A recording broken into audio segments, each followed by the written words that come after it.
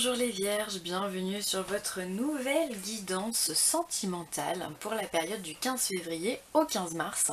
J'espère que vous allez bien, que vous êtes en forme comme d'hab, hein.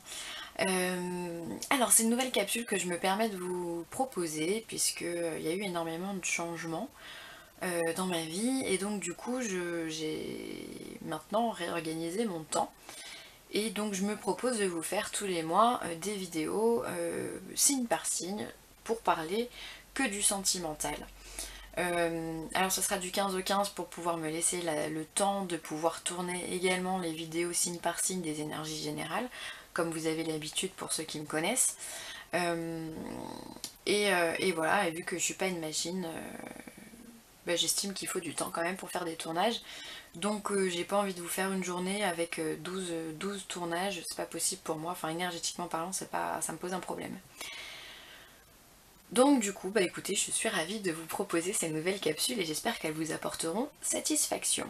Alors, pour ce tirage, j'ai utilisé le Keeper fin des siècles, ici, pour changer un peu du tarot, l'oracle des amoureux et l'oracle de la spiritualité. Alors on y va, on commence. Alors pour vous les vierges, ce mois-ci, on a eu la carte du vol. Je vous fais de l'ombre, je vais essayer de passer de l'autre côté. Hop. On a eu la carte du vol, la carte de la maison et la carte de l'attente.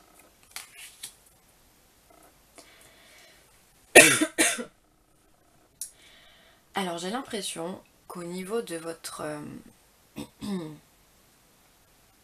couple ou au niveau de votre intimité, vous avez comme perdu quelque chose et j'ai l'impression que vous avez perdu la confiance de quelqu'un.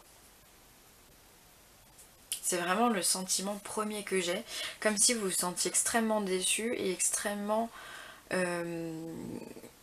peut-être qu'il y a une part de trahison, vous ressentez peut-être un sentiment de trahison au niveau de votre relation ou au niveau de quelqu'un qui peut-être s'intéressait à vous, si vous êtes célibataire.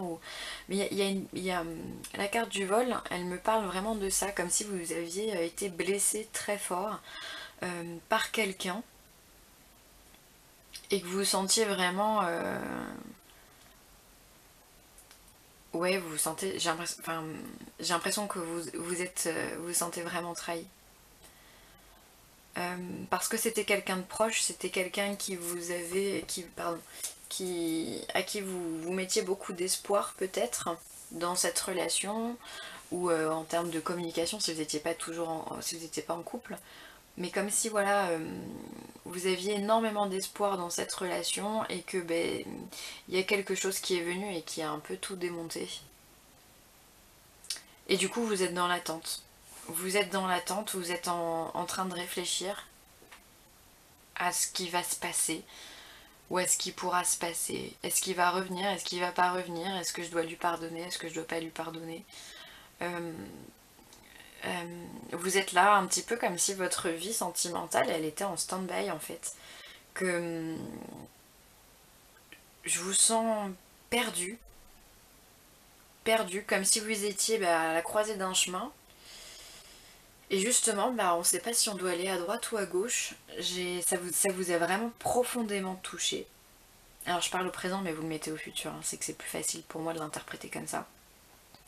Ça vous a profondément touché parce que vous étiez extrêmement proche.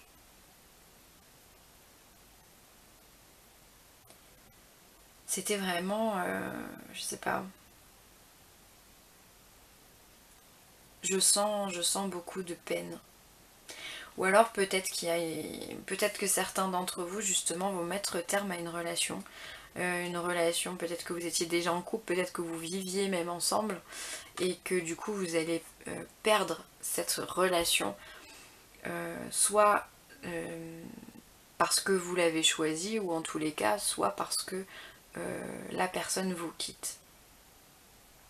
Et du coup vous êtes en attente, vous savez pas trop ce que vous devez faire, vous osez pas prendre d'initiative, vous osez pas aller vers d'autres personnes, peut-être que vous vous réfugiez aussi à l'intérieur de vous, peut-être que les communications vont être limitées même avec votre entourage, parce que vous avez besoin d'un moment de paix, de solitude et quelque chose qui est vraiment pour que vous puissiez réfléchir.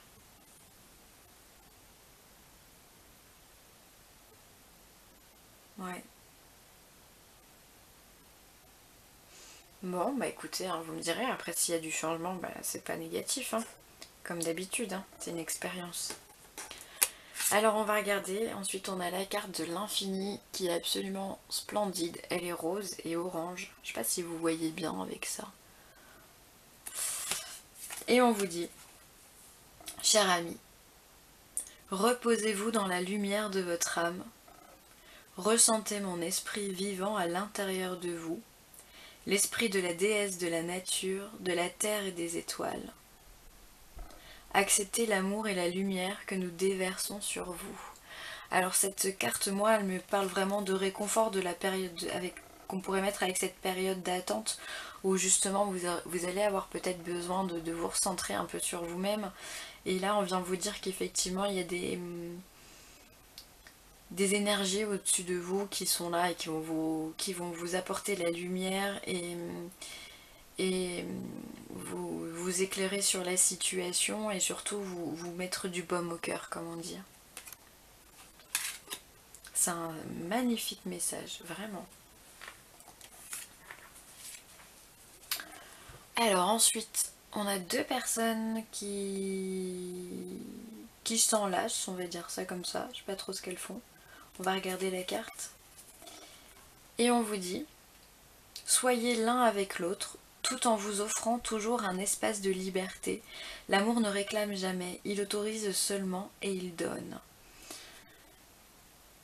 Et bien c'est peut-être ça aussi, hein. Vous allez retrouver, peut-être que vous demandez à votre conjoint qu'on vous apporte un petit peu de liberté parce que vous vous sentez peut-être étouffé et du coup vous avez du mal à vous retrouver. Mm. Et ouais, l'amour, hein, c'est pas... C'est difficile, mais c'est pas de l'attachement, c'est du détachement. C'est d'accepter que l'autre, il ait son monde à lui aussi, et c'est pas facile, hein, pas tout le temps facile. Alors ensuite là, on a deux personnes aussi qui sont... elles se ressemblent un peu ces deux cartes d'ailleurs, hein. Je sais pas ce que vous en pensez. On a toujours ce même couple là, qui regardent tous les deux vers le bas, qui sont au centre. Et les couleurs sont plutôt similaires, hein. Bon. Et là, on vous parle de romance. La flèche de Cupidon vise ton cœur. Waouh! Eh bien, c'est pas mal. C'est-à-dire que si toutefois vous séparez de quelqu'un, on vous dit qu'il y a une autre personne à côté qui va rattraper vos émotions et il se peut bien que ça se transforme en amour, tout ça. Donc bah, écoutez, c'est génial. C'est génial. Vous allez perdre quelque chose, peut-être, pour en retrouver une autre. C'est d'ailleurs bien souvent comme ça que ça se passe. Je sais pas si vous l'avez remarqué dans votre vie, mais quand une situation se termine, une amitié par exemple se termine, on vous met tout de suite quelqu'un sur votre route pour que ça prenne le relais et finalement on avance comme ça. C'est le maillage de la vie. Bon voilà pour vous les vierges. Pour ce que j'ai à vous dire, j'espère que ça va bien se passer. N'ayez crainte, on vous dit que l'amour est derrière, que vous êtes soutenu, que vous êtes guidé énergétiquement et donc ça c'est vraiment la meilleure des choses à retenir. Je vous remercie d'avoir visualisé cette vidéo, je vous remercie pour tous vos commentaires, pour tous vos likes et pour tous vos partages. C'est extrêmement encourageant, donc vraiment un énorme merci. Si vous avez besoin d'une guidance personnalisée, ben, contactez-moi par mail. Pareil, si vous avez besoin d'un soin Reiki, il n'y a pas de souci. Et si vous êtes en région Rhône-Alpes et que vous avez besoin de faire nettoyer votre lieu parce que vous y sentez pas très bien, eh bien vous pouvez également me contacter pour mettre en place un devis ou autre à villeessentielle@gmail.com. Voilà, ben sur ce je vous fais des très très gros bisous et je vous dis à très vite. Bye!